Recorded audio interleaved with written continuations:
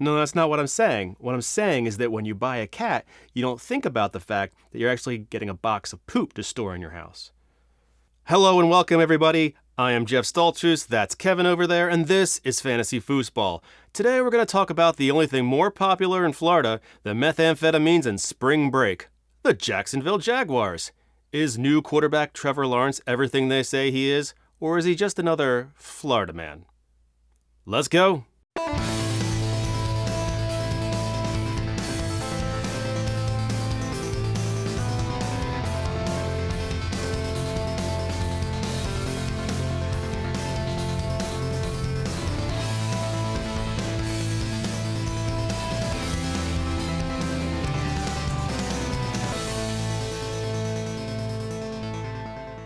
Please touch the like and subscribe buttons below. All the cool kids are doing it. Today is not sponsored by... Has this ever happened to you? You have to use the restroom, but where do you put your pizza slice? Not in the sink. That would be gross. Introducing Pizza Shelf, the shelf that holds your pizza. Comfortably rest your extra cheese as you evacuate your backdoor sleeve. Make your friends jealous and your enemies horny for Pizza Shelf. Now available at upscale truck stops and sharper image. And now it's time for a breakdown. So what do we know about Trevor Lawrence? He was a 5-star prospect, labeled one of the best high school QBs ever. In his freshman year at Clemson, he won the national championship and he was named MVP. The story is he's the golden boy, chosen to start day one. There's no fear he'll have a short leash. If the team sucks, he'll outlive the coaching staff and have new opportunities. He's accurate, he's athletic, he's won at every level so far. What are my doubts? Urban Meyer. I'm not a big fan of college coaches in the NFL. The track history is spotty. It's hard to be confident Urban Meyer can help usher Trevor Lawrence into the NFL when he's new to it himself. And if I'm being totally honest, I'm not blown away by Trevor Lawrence. This isn't a hot take. I'm not saying he's going to be a bust. I think he's good. I just don't see what makes him great. And also, he's got long hair like a girl and looks like Spicoli from Fast Times.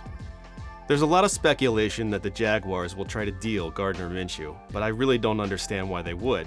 He's cheap, he's competent, no one will trade for him because he's not going to compete for a starting job.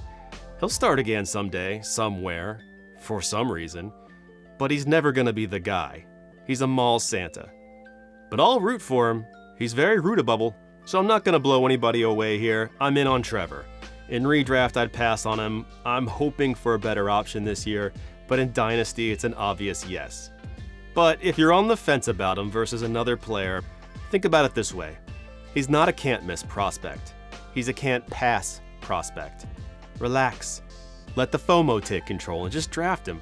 You'll never look back and question why you took a chance on the next Peyton Manning or John Elway. As for Gardner, I love him, but I wouldn't even stash him this year. Travis Etienne was drafted 25th overall. He's got good size and speed. He's a good player. He was 3rd on my list coming into the draft, and he was actually 3rd on my list last year before he decided to go back to school. He will be drafted high in leagues. He's got the top-end speed that James Robinson lacks.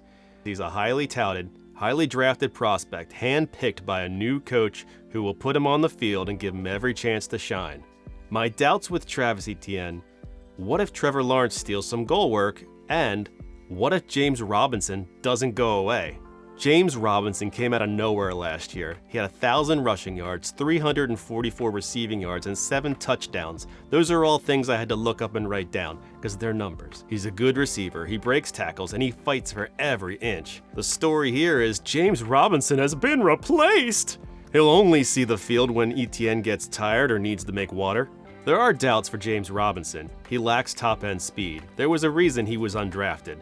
And now we have a new head coach who, after seeing everything Robinson did last year, felt the need to draft a devalued position in the first round. I mean, toi du fudge.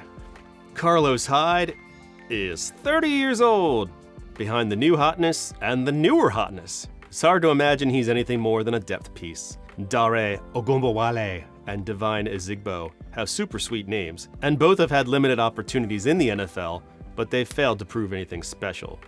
Nathan Cottrell? Cotnell, Nathan Cottrell. Your car is being towed. An undrafted free agent. His metrics are pretty good. He runs a 4.4, but it's just long speed. He's slow around the corner, there's no wiggle, and he's got very unimpressive tape. So once again, no surprise, I'm in on Etienne and Robinson. Looks like he's being replaced, but I just don't believe it. Instead, I think now is the time to trade for Robinson. I don't think he's going to disappear. Etienne and Robinson have different skill sets and limitations, but both are 3-down backs. You might see them trade in and off the field with very little to do with situation. And also, it wasn't that long ago that Rashad Penny was drafted in the first round by Seattle and Chris Carson was left for dead. How'd that turn out?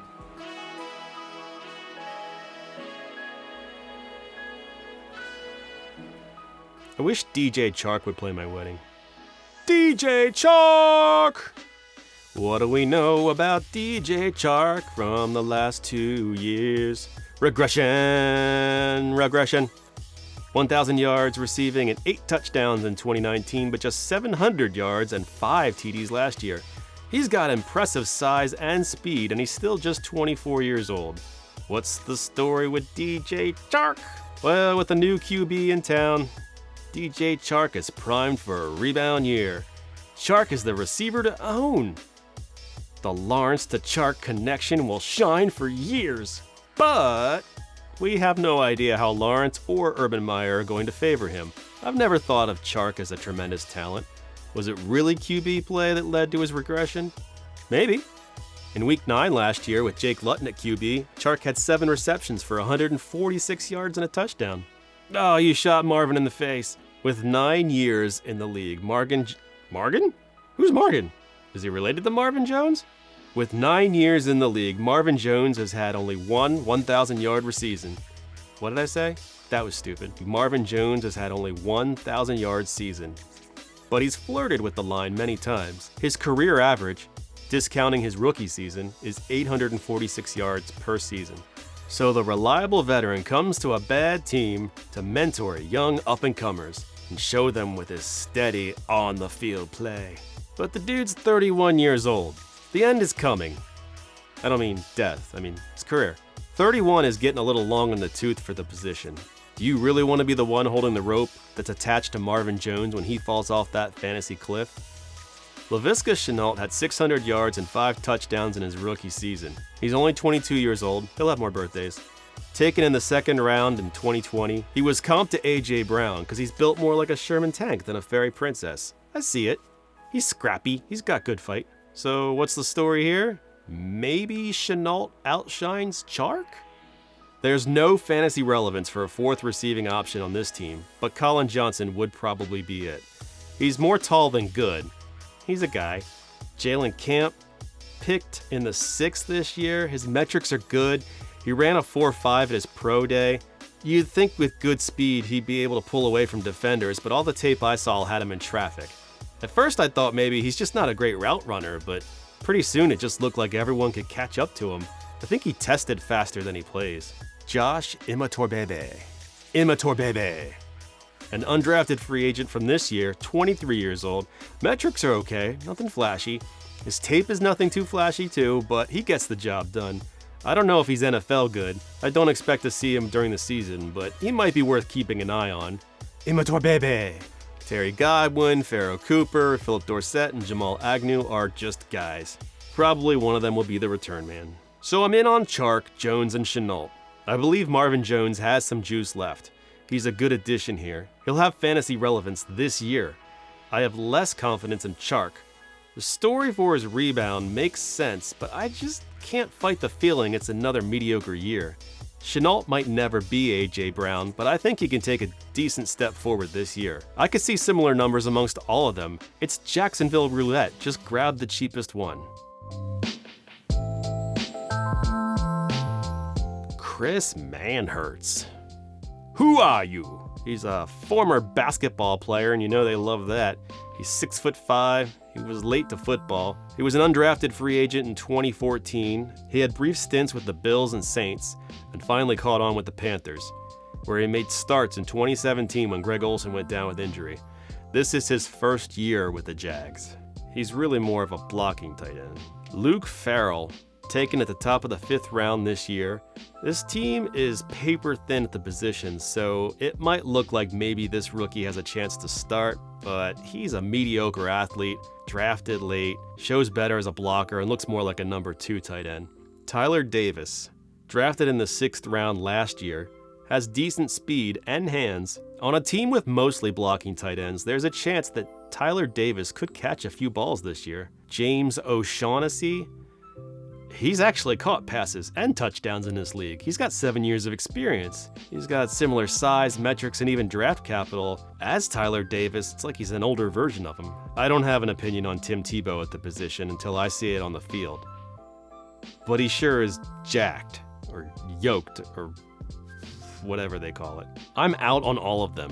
Probably a few balls go to Manhertz and O'Shaughnessy this season, but not enough to warrant space on a roster. The Jaguars will draft or trade for a better option next season.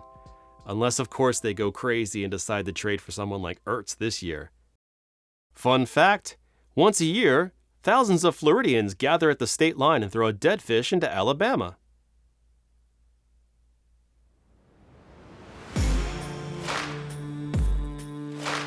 Josh Allen is fine. Calevon was a bit of a head-scratcher when they drafted him, and he still has yet to translate any returns. If I'm excited about anybody near the line, it's Jordan Smith. He's listed as an edge, drafted this year in the 4th round. They actually moved up to get him. The guy is 6'6", 250. His 40 was average, but his burst and agility scores were impressive, and so was his tape. He had some character concerns, and he needs to develop more, but he's worth keeping an eye on. Joe Shobert and Myles Jack are 100% starts. There's nothing to add there. Leon Jacobs has the versatility and athleticism, but he's never produced fantasy numbers. Damian Wilson and Dakota Allen are nothing special. Dylan Moses is an undrafted free agent, good for the Jags, but nothing for fantasy. And Shaquille Quarterman is a 4th round pick from last year. He hasn't done much yet. He hits like a ton of bricks, and he runs like one too. Josh Jones is good, but he didn't bring top 25 numbers last year. You can do better. The cornerbacks are all fine. I'm in on Shobert and Jack, and I'd add Jordan Smith to my watch list. And finally, we're ending with a new feature on Fantasy Fusball. It's Chad Watch.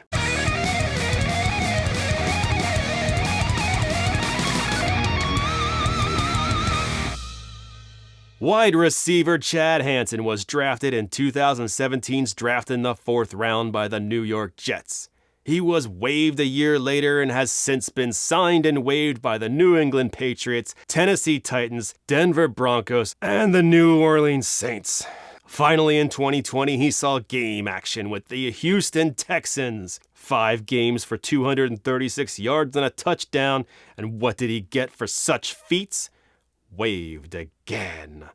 Chad Hansen is my new obsession. He's a mythical figure like Paul Bunyan or Women Who Cook. Anytime there's Chad news, I'm gonna be there. And guess what? There is Chad news. He was signed last week by the Detroit Lions. So congratulations, Chad. Thanks for watching, everybody. I'll see you next week. Peace! Check the mic and make sure it sound right, boys.